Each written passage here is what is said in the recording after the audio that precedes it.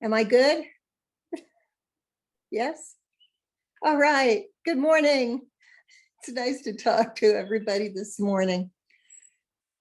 Whenever I do a talk in December, I like to do a talk about the way we're Hold feeling on, about. Jasmine. We haven't gotten the Yeah. sound up yet. So get ready Oh, to start let me again when see. we get the sound. Okay. There we are. All right. Now we can hear you. Please start. Okay.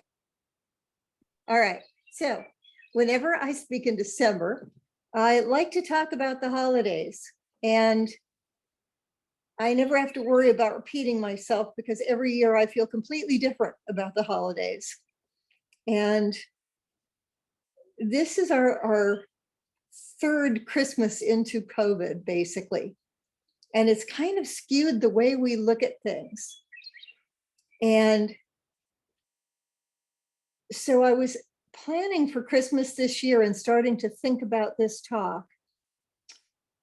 And I realized that as we pull in attitudes and emotions about what we think of Christmas, a simpler way to enjoy Christmas, because Christmases need to be simpler right now, is to just figure out what path we want, what form of Christmas we want, and allow anything that isn't that to pass by us unnoticed.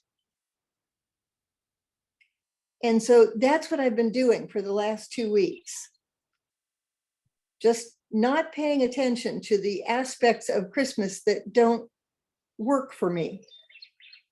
When I'm on the mainland, I will listen to people complain about Christmas decorations going up at the end of October.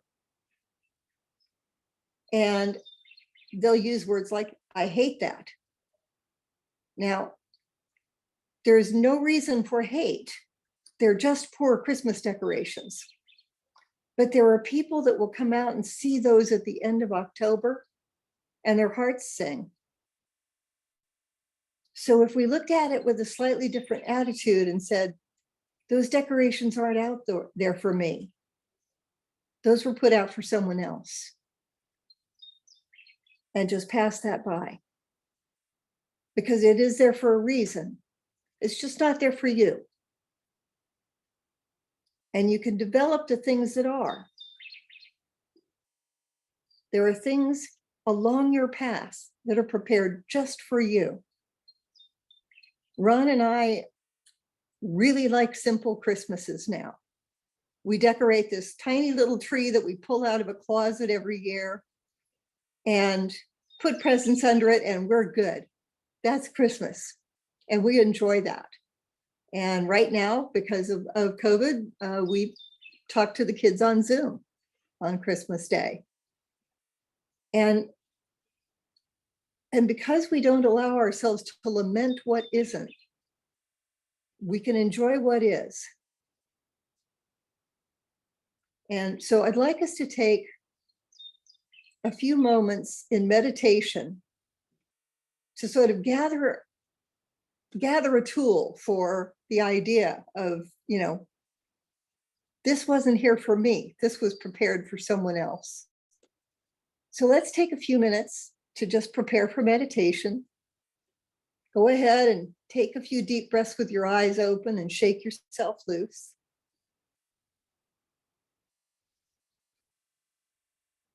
And now close your eyes and start to slow your breathing in a relaxing manner. And now in that consciousness, take a step out of the place you're in and feel the crunch of snow beneath your shoe.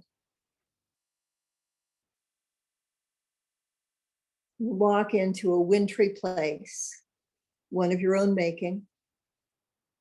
Have a seat on a bench or a log. Breathe. And as you focus your attention on your surroundings, you see that the whole world there is frosted with snow. surrounded by beautiful pine trees.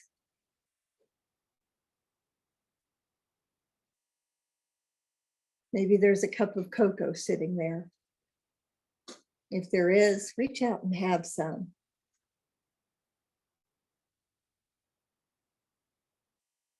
And now casually, without agenda, you see sitting beside you two objects, each signifying an aspect of a previous Christmas that you didn't like. An argument in a family, a childhood present that wasn't what you asked for, anything. Just think of something about previous Christmas, two items that represent a previous Christmas that you didn't like, that somehow still stays in your head. Pick up the first object, study it for a moment.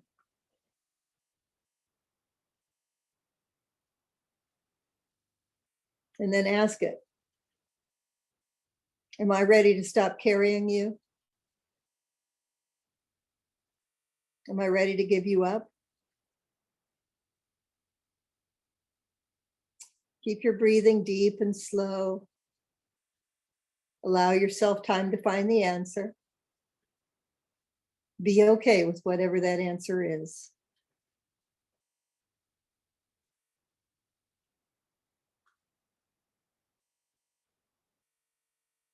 If it still holds power for you,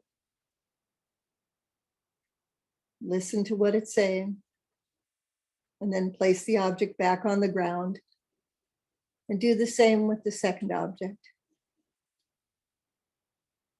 Pick it up. Ask it if you're ready to let it go. And listen to it.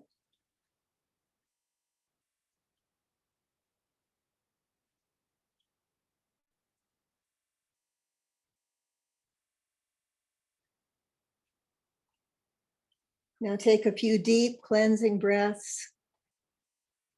Feel that crisp, rich, snowy air. And as you look beside you once more, you see that the original two objects have vanished in the twinkling of an eye, and see that they're replaced by symbols of Christmases that you've loved. They're wrapped in bows and dusted with snowflakes. And as you sip your chocolate, if you like chocolate, take your time picking each one up, touching it lovingly, knowing that it's yours.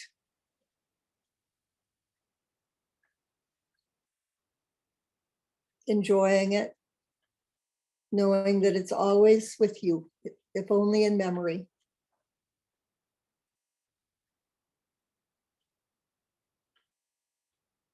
Thank this place for your time in it. Thank the divine for the knowledge you've received. Rise, take your presence with you. Move back through the pine trees, stroll along them, and then back into this room.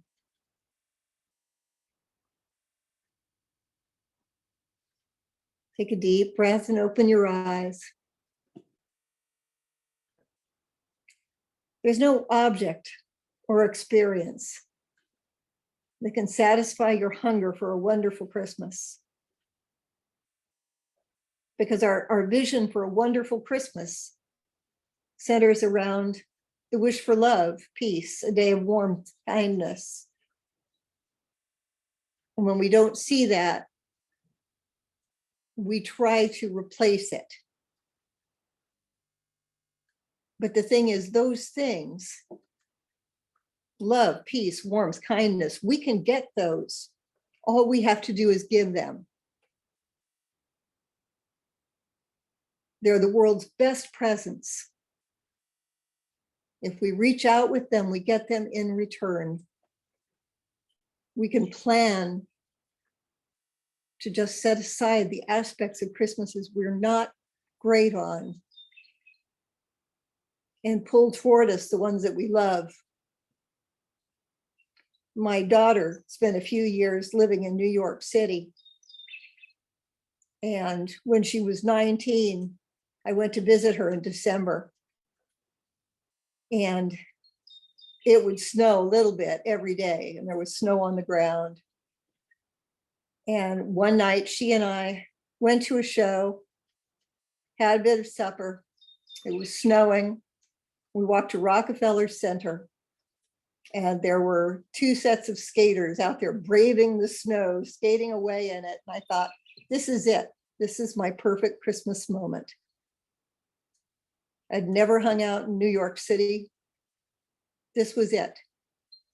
And whenever I'm having a Christmas moment that I'm having a little trouble setting aside, I will pull that one in.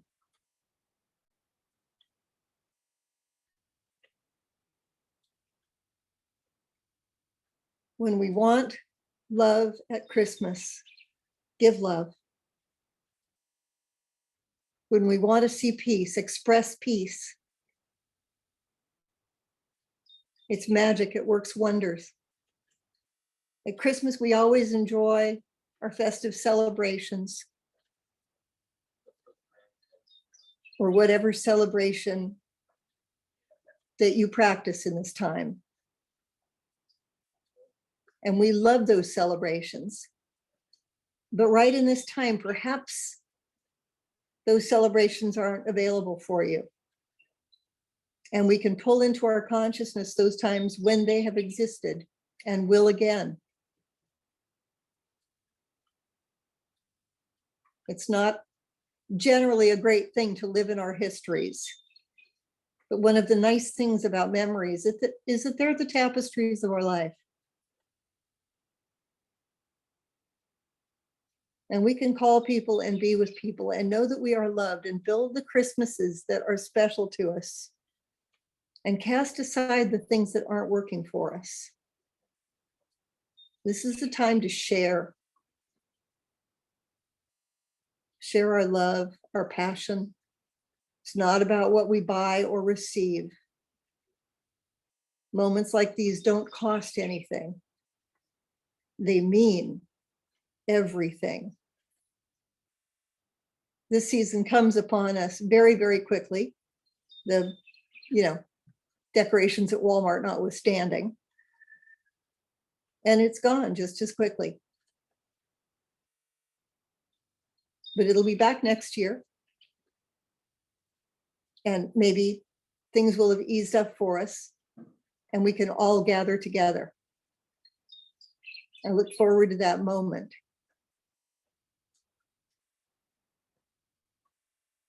But Christmas doesn't need to come with a book of instructions to make it right for you.